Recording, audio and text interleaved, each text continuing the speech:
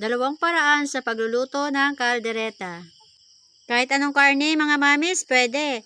Pero kung gagamit kayo ng cold chicken, ay pag kayo po ay naglaga, lalagyan po ninyo ng tinidor o kutsara para madali po lumambot. Try nyo po ito mga mamis.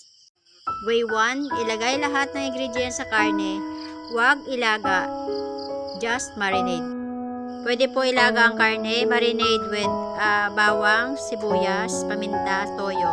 Parehas lang po ang paraan sa pagluluto mga mamis, pati yung ingredients parehas lang. Ang pagkakaiba lang po nito, ang paraan sa paghahanda natin sa karne.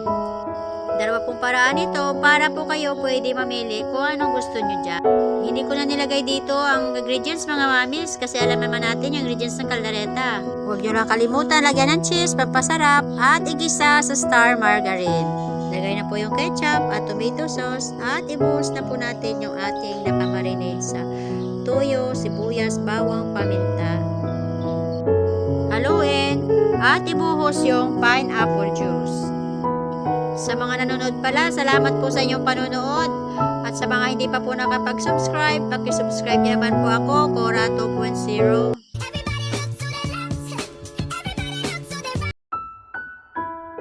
Lagyan po natin ng tubig.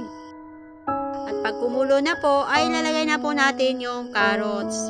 Takpan, pakuluin ng mga 8 minuto, haluin, at ilagay na po natin yung patatas at saka po yung pickles.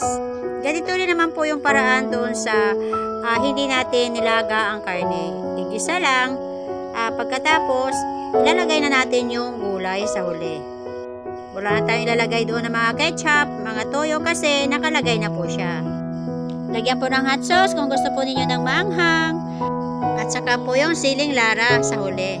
Tikman at so yummy kaldereta.